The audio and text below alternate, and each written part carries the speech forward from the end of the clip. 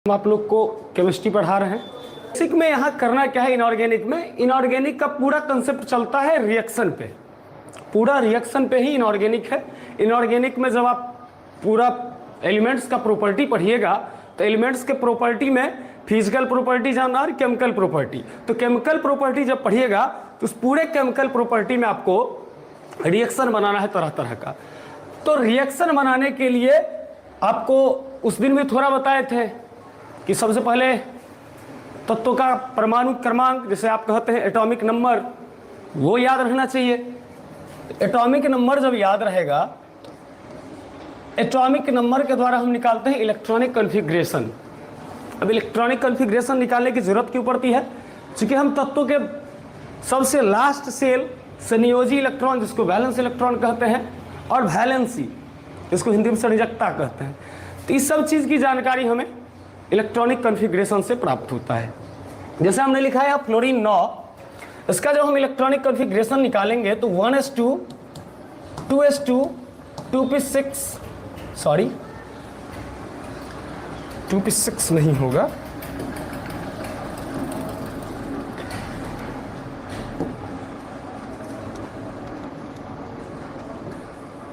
2p5। यहाँ जो इलेक्ट्रॉन का अरेंजमेंट है 1s2 2s2 2p5, यहाँ तो टोटल हो गया आपका बाह्यतम सेल जो है आपका वो दूसरी हो गया, दूसरी में यहाँ 2 है और 5 यहाँ है, तो टोटल वैलेंस इलेक्ट्रॉन जो है ये आपका ये है 2 इसमें और 5 इसमें, टोटल 7 है। ये हो गया आपका वैलेंस इलेक्ट्रॉन। अब इसी वैलेंसी, जिसको हिंदी में संयोजकता कहा जाता है। संयोजकता कहने का मतलब हुआ कोई तत्व स्थायी बनने के लिए जितने इलेक्ट्रॉन का त्याग या ग्रहण करता है उसको संयोजकता कहा जाता है। तो त्याग या ग्रहण होता है या तो 2 के आधार पे या 8 के आधार पे। तो यहाँ तो 2 तो बनाएगा नहीं, यहाँ तो बनाएगा 8।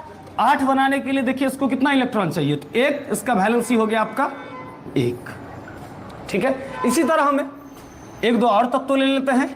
जैसे नाइट्रोजन का एटॉमिक नंबर होता है 7, इसका जब इलेक्ट्रॉनिक कॉन्फ़िगरेशन निकालेंगे तो हो जाएगा 1s2 2s2 और 2p3। जब आप इसका संयोजी इलेक्ट्रॉन बोलिएगा वैलेंस इलेक्ट्रॉन, तो वैलेंस इलेक्ट्रॉन आपके पास से 3 यहाँ 2 यहाँ 5 हो गया। अब यहाँ 8 बनाने के लिए कितना इलेक्ट्रॉन चाहिए, तो 3 इलेक्ट्रॉन, तो इसका वैलेंसी जो होगा वो हो जाएगा आपका 3। तो वैलेंस इलेक्ट्रॉन कहने का मतलब हुआ किसी भी तत्व के बाह्यतम कक्षा में उपस्थित इलेक्ट्रॉन की कुल संख्या, और वैलेंसी कहने का मतलब हुआ कोई तत्व अस्थायी बनने के लिए जिस इलेक्ट्रॉन के जितने इलेक्ट्रॉन का त्याग या ग्रहण करता है वो उसका वैलेंसी कहलाता है। वैलेंसी निकालना यदि है तो वैलेंस इलेक्ट्रॉन में चेक करिए 4 से यदि नीचे है किसी तत्व का वैलेंस इलेक्ट्रॉन, जैसे मान लीजिए 1 है 2 है 3 है, तो उसका वैलेंसी भी सेम हो जाएगा as it is, valence electron की तरह वैलेंसी भी हो जाएगा। 4 से ज्यादा है 5 है 6 है 7 है, तो 7 जब 5 6 7 है तो चेक करिए 8 बनाने के लिए इसको कितना चाहिए, तो 5 को 8 बनाने के लिए चाहिए 3। तो यदि सेल वैलेंस इलेक्ट्रॉन आपका 5 है तो उसका वैलेंसी हो जाएगा 3, यदि वैलेंस इलेक्ट्रॉन 6 है तो उसका वैलेंसी हो जाएगा आपका 2, और यदि वैलेंस इलेक्ट्रॉन 7 है तो आपका उसका वैलेंसी हो जाएगा 1। अब हमने वैलेंस इलेक्ट्रॉन और वैलेंसी क्यों बताया, तो वैलेंस इलेक्ट्रॉन और वैलेंसी का काम होता है रिएक्शन डिटरमाइन करना। खाते टाइम भी फोन देख रहे हो, ऐसा क्या मिलता है इसमें? पैसे मिलते हैं। तो और यदि वैलेंस इलेक्ट्रॉन 7 है तो आपका उसका वैलेंसी हो जाएगा 1। अब हमने वैलेंस इलेक्ट्रॉन और वैलेंसी क्यों बताया, तो वैलेंस इलेक्ट्रॉन और वैलेंसी का काम होता है रिएक्शन डिटरमाइन करना। जितना भी रिएक्शन बना है वो आपका बना है पूरा वैलेंसी के आधार पर, इसी के आधार पर इनऑर्गेनिक का रिएक्शन बना है। तो जो भी इनऑर्गेनिक का रिएक्शन है, जैसे प्रॉपर्टी में भी हमने तत्व टोटल ग्रुप के तत्व का नाम बताया, टोटल ग्रुप के एलिमेंट्स का नाम बताया। जब ग्रुप का प्रॉपर्टी पढ़िएगा, केमिकल प्रॉपर्टी पढ़िएगा, फिजिकल प्रॉपर्टी तो चलो भाई उसका स्टेट्स बताना है कि ये किस टाइप के होते हैं, इसका क्वथनांक क्या होता है, द्रव्यमान क्या होता है, मेल्टिंग बॉइलिंग पॉइंट क्या होता है, मतलब ये किस अवस्था में होते हैं, तो वो जब जानते हैं तो दैट इज फिजिकल प्रॉपर्टी, और जब हम रिएक्शन बनाते हैं तो उसको बोलते हैं केमिकल प्रॉपर्टी। तो हमें संयोजकता इसलिए जानना था क्योंकि प्रत्येक एलिमेंट्स का केमिकल प्रॉपर्टी होता है और केमिकल प्रॉपर्टीज में बनता है रिएक्शन, और रिएक्शन पूरा बनता है आपका वैलेंसी के आधार पर, इसी संयोजकता के आधार पर। तो संभवतः आप लोग को संयोजकता समझ में आया होगा। संयोजकता का मतलब हुआ कोई तत्व अस्थायी बनने के लिए जितने इलेक्ट्रॉन का त्याग या ग्रहण करेगा वह उसका संयोजकता होगा, और वो अस्थायी इलेक्ट्रॉन कितना है, या तो 2 है या 8 है। तो 2 अप्लाई होता है हाइड्रोजन और हीलियम के लिए और 8 अप्लाई होता है बाकी सभी तत्वों के लिए। तो 2 सिर्फ हाइड्रोजन हीलियम, 8 बाकी सब तत्वों के लिए। तो 8 बनाने के लिए जितने इलेक्ट्रॉन का त्याग या ग्रहण करेगा दैट इज वैलेंसी। और उस 8 में भी यदि वैलेंस इलेक्ट्रॉन 4 से नीचे है तो वैलेंसी एज इट इज हो जाएगा, यदि 4 से ऊपर है तो वैलेंसी क्या होगा, 8 बनाने के लिए चेक करेंगे कितना इलेक्ट्रॉन चाहिए। अब बहुत विद्यार्थी के दिमाग में चल रहा होगा सर 4 होगा तो क्या होगा, तो 4 यदि हुआ तो उसका वैलेंसी 4 ही रहता है। वर्ग 14 के टोटल एलिमेंट्स का वैलेंसी 4 है, ठीक है। तो यहां से वैलेंसी जब जान जाइएगा तो वैलेंसी की बात आता है पूरा रिएक्शन बनाना। तो उसी चीज को अब हम फोकस कर रहे हैं। मेन मेरा काम था ये बताना नहीं, मेरा काम था रिएक्शन बनाना, रिएक्शन कैसे बनाया जाता है। हमने आपको ये चीज बता दिया।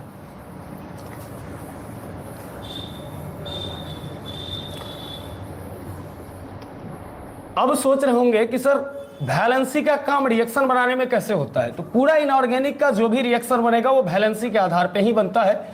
हम कुछ एग्जांपल्स के तौर पे आपको समझाएंगे अभी। रिएक्शन,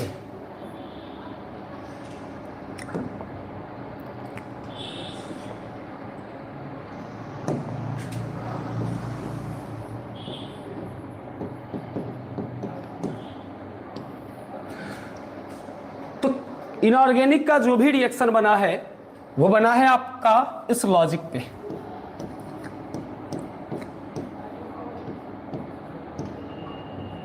समझा भी रहे हैं, जो लिख रहे हैं उसको समझा रहे हैं।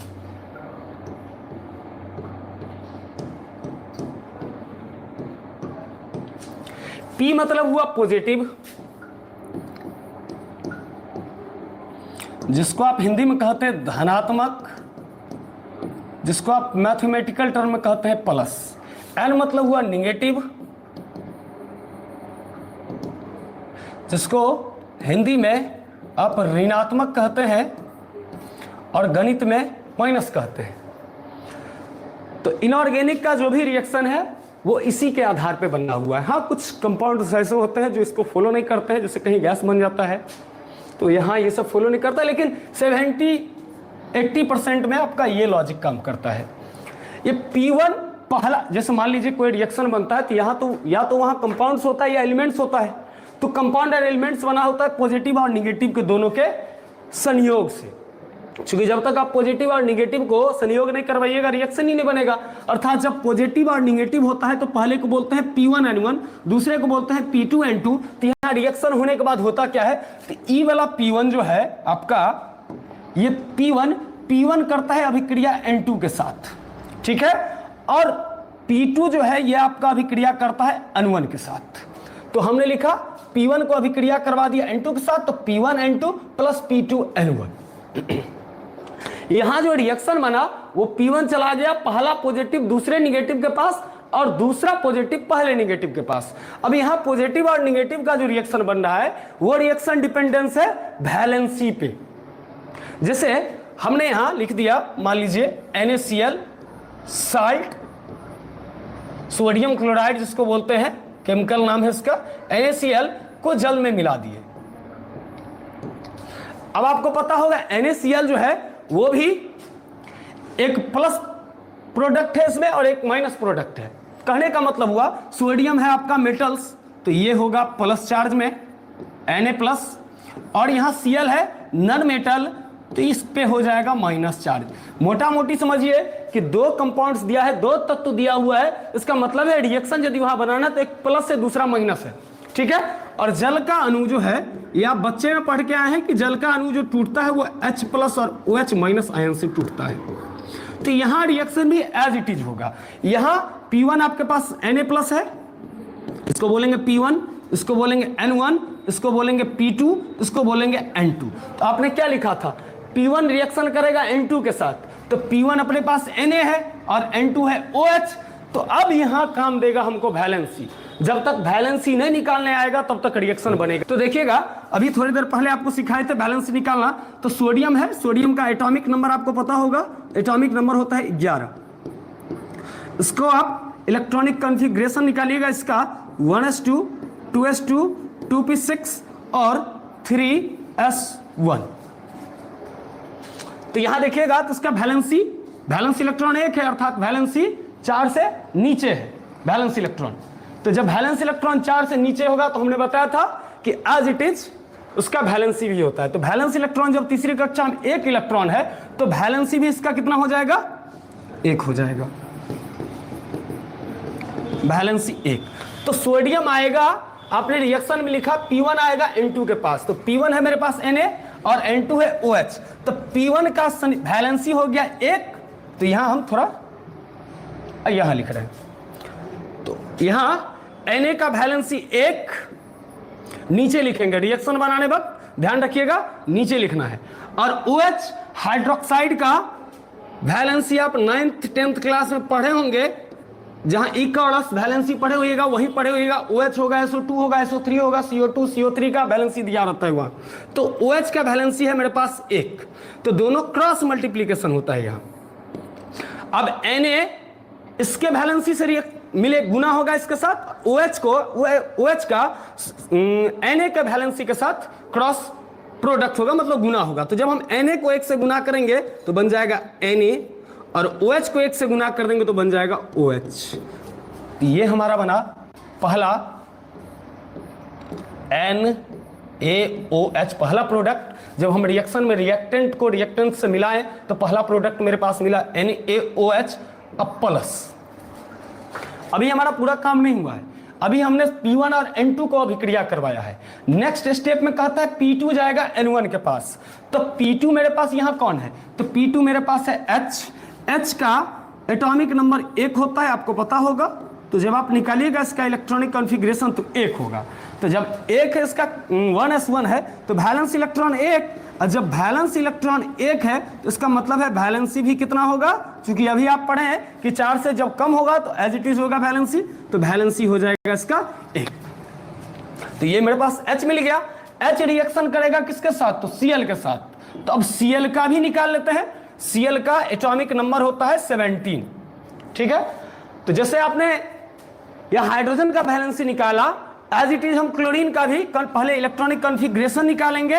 तो ये हो जाएगा आपका 1s2, 2s2, 2p6, 3s2 और 3p5। चेक करिए, 17 है, 2 4 6 4 10 2 12 5 17। यहां तीसरी कक्षा में 2 इलेक्ट्रॉन यहां है, 5 इलेक्ट्रॉन यहां है, तो 2 और 5 आपके पास वैलेंस इलेक्ट्रॉन हो जाएगा 7। जब वैलेंस इलेक्ट्रॉन 7 आया तो अब आपको पता ही 4 से ज्यादा है। तो जब हमने बताया जब 4 से ज्यादा होगा तो चेक करिए 8 बनाने के लिए इसको कितना इलेक्ट्रॉन चाहिए। तो इसको 8 बनाने के लिए 1 ही इलेक्ट्रॉन चाहिए, अर्थात तो इसका वैलेंसी जो होगा वो अपने पास हो जाएगा 1 के बराबर, ठीक है। ये वैलेंसी क्लोरीन का मिल गया हमें, या हाइड्रोजन का वैलेंसी मिल गया। अब फिर से क्या करेंगे, इस साइड से हम रिएक्शन बना रहे हैं। अब क्या करना है हमें, चूंकि रिएक्शन के दूसरे पार्ट्स में था P2 रिएक्शन करेगा N1 के साथ, तो P2 मेरे पास था H और N1 मेरे पास था Cl। अब Cl को लिख लेते हैं। और अभी आपने हाइड्रोजन का वैलेंसी निकाला 1, तो यहां लिख देंगे 1, और क्लोरीन का वैलेंसी भी आपने 1 ही निकाला है। दोनों को क्रॉस सेक्शन करवा दीजिएगा, क्रॉस मल्टीप्लिकेशन करवा दीजिएगा। तो H को 1 से गुना करिएगा, H हो जाएगा, और Cl को 1 से गुना करिएगा, Cl हो जाएगा। Then product is HCl। अर्थात जब हम सोडियम क्लोराइड को जल में मिलाते हैं, अर्थात साल्ट को जब हम जल में मिलाते हैं, तो मेरे पास सोडियम हाइड्रोक्साइड मिलता है और HCl मिलता है। सोडियम हाइड्रोक्साइड मतलब हो गया ये क्षार, ये फर्स्ट ग्रुप का एलिमेंट्स है, इसको बोलते हैं बेस, इसको बोलते हैं HCl हाइड्रोक्लोरिक एसिड है, इसको बोलेंगे एसिड। तो जब हम साल्ट को जल में मिलाएं तो मेरे पास बेस मिला और एसिड मिला। तो ये था पहला रिएक्शन। इसी तरीका से पूरा बनता है इनऑर्गेनिक का। तो रिएक्शन बनाने के लिए दो चीजें आना चाहिए, पहले वैलेंस इलेक्ट्रॉन फिर वैलेंसी, वैलेंस इलेक्ट्रॉन और वैलेंसी के बाद अब जो आता है उसको क्रॉस सेक्शन करवाते हैं P1N2 P2N2 के आधार पे। क्रॉस सेक्शन कराने के बाद जब दो रिएक्टेंट आपस में मिलता है तो प्रोडक्ट हमें जो मिलता है वो एज इट इज इसी कंसेप्ट से मिलता है। मिल गया मेरे पास कंसेप्ट, यही है आपका। एक और हम ले लेते हैं, एक और उदाहरण आपको समझने में आसानी होगा, ले ले तो। जैसे मान लीजिए हमने सेम रख रहा है, मैग्नीशियम क्लोराइड को रिएक्शन करवा दिए। यहां आपको ये नहीं देखना है कि साल्ट ऑक्साइड से कैसे रिएक्शन करना है, यहां मेरा मेन पर्पस है आपको रिएक्शन समझाना। रिएक्शन का ये मत चेक करना है कि आप साल्ट को सर ऑक्साइड से कैसे मिला दिए, ये चेक नहीं करना है, आपको सीखना है सिर्फ रिएक्शन। तो हमने MgCl2 को रिएक्शन करवा दिया, मान लीजिए K2O से, हाँ K2O से। हाँ जो 2 लगा हुआ है इसका मतलब है Mg का वैलेंसी 2 है, और Mg जो 1 लगा है इसका मतलब है क्लोरीन का वैलेंसी 1 है। यहाँ ऑक्सीजन में 1 है, कुछ नहीं है तो 1, इसका मतलब है पोटेशियम का वैलेंसी 1 है। यहाँ पोटेशियम में 2 लगा है, इसका मतलब है पोटेशियम में वैलेंसी है 2। ठीक है, तो सेम करेंगे हम। यहाँ P1, ये रहा N1, ये रहा आपका P2, ये रहा आपका N2। तो आपने पढ़ा P2 आएगा N1 के पास और P1 जाएगा N2 के पास। तो Mg जाएगा किसके पास? ऑक्सीजन के पास। तो Mg का एटॉमिक नंबर होता है 12। ये रहा आपका electronic configuration 1s2 2s2 2p6 और 3s2। तीसरी कक्षा में यहाँ 2 इलेक्ट्रॉन है, अर्थात वैलेंस इलेक्ट्रॉन यहाँ 2 है, तो 4 से जब नीचे है तो वैलेंसी भी एज इट इज रह जाएगा। तो वैलेंसी हो गया मेरे पास 2 के बराबर। अब Mg रिएक्शन करेगा ऑक्सीजन के साथ, ऑक्सीजन का एटॉमिक नंबर 8, इसको इलेक्ट्रॉनिक कॉन्फ़िगरेशन में जब तोड़ेंगे तो ये आ जाएगा 1s2 2s2 और 2p4। तो दूसरी कक्षा में यहाँ 2 इलेक्ट्रॉन, यहाँ 4 इलेक्ट्रॉन, तो 2 और 4 कुल मिला के आपके पास हो जाएगा वैलेंस इलेक्ट्रॉन 6 मतलब हुआ 4 से ज्यादा है, तो वैलेंसी मेरे पास हो जाएगा 2 के बराबर। फिर से यहाँ क्रॉस मल्टीप्लीकेशन करवाना है, Mg का वैलेंसी लिख लेना है और O का वैलेंसी। तो Mg का वैलेंसी मेरे पास कितना आया? Mg का 2 था और ऑक्सीजन का 2 था। अब यहां भी कटता है, रेशियो जब बनेगा ना तो 2 1 कम 2 और 2 1 कम 2, ये 2 से 2 कट जाएगा। करता है जैसे मैथ में काटते हो वैसे ही यहां भी कट जाता है। तो Mg को 1 से गुना कर देंगे और O को 1 से गुना कर देंगे, then product is MgO plus. अब पोटेशियम आएगा, K2 आएगा Cl2 के पास। तो पोटेशियम का एटॉमिक नंबर होता है 19। इसका पहले वैलेंसी निकालेंगे, सबसे पहले इसका इलेक्ट्रॉनिक कॉन्फ़िगरेशन निकालेंगे, इलेक्ट्रॉनिक कॉन्फ़िगरेशन के बाद हम इसका वैलेंस इलेक्ट्रॉन निकालेंगे, फिर इसका वैलेंसी निकालेंगे। तो क्या होगा? 1s2 2s2 2p6 3s2 3p6 4s1। तो यहां वैलेंस इलेक्ट्रॉन चौथी कक्षा में 1 इलेक्ट्रॉन, वैलेंस इलेक्ट्रॉन 1 मतलब 4 से नीचे है, 4 से जब नीचे है तो वैलेंसी इज आल्सो 1। पोटेशियम का वैलेंसी हमें मिल गया। पोटेशियम आएगा किसके साथ रिएक्शन करने? पोटेशियम आएगा क्लोरीन का। क्लोरीन का तो आप वैलेंसी अभी पिछले में निकाले थे। क्लोरीन का एटॉमिक नंबर 17, वैलेंसी मेरे पास 1। अब पोटेशियम का वैलेंसी 1 और क्लोरीन का वैलेंसी 1, दोनों को क्रॉस मल्टीप्लीकेशन करवाइए। पोटेशियम को 1 से गुना करेंगे पोटेशियम, Cl को 1 से गुना करेंगे Cl, तो बन गया पोटेशियम क्लोराइड। लग रहा है मुझे आप लोग को इनऑर्गेनिक का रिएक्शन समझ में संभवतः आ गया होगा। इससे आगे की क्लास आज तो बेसिक था, चूंकि हमें केमिकल प्रॉपर्टी पढ़ना है ग्रुप 15 में, तो हमने थोड़ा मोड़ा बताया आपको रिएक्शन कैसे बनाया जाता है। इसी के आधार पर पूरा केमिकल प्रॉपर्टी का रिएक्शन बनता है। ग्रुप 15 ग्रुप 16 मतलब पी ब्लॉक में जो भी ले, एस ब्लॉक में जो भी ले एलिमेंट्स ले, और उसमें केमिकल प्रॉपर्टी पढ़ना है, तो केमिकल प्रॉपर्टी का रिएक्शन इसी टाइप से बनता है। ठीक है, इनऑर्गेनिक में, हाँ ऑर्गेनिक में थोड़ा बहुत अलग है, लेकिन इनऑर्गेनिक में एज इट इज है। तो इससे आगे हम कल के क्लास में ग्रुप 15 से पूरा पूरा विस्तार से ग्रुप 15 के बारे में जानेंगे, ग्रुप 15 के एलिमेंट्स के बारे में। आज हमने आपको रिएक्शन बनाना सिखलाया। रीजन था चूंकि कल जब हम पढ़ाएं इस चैप्टर को तो आपको रिएक्शन जब बनाए तो आपको एक चीज को बार बार ना बताना पड़े। यदि आपको कोई प्रॉब्लम हो रही है फिर से इस क्लास को एक बार देख लीजिएगा, संभवतः आपको पूरा समझ में आ जाएगा। तब तक के लिए धन्यवाद।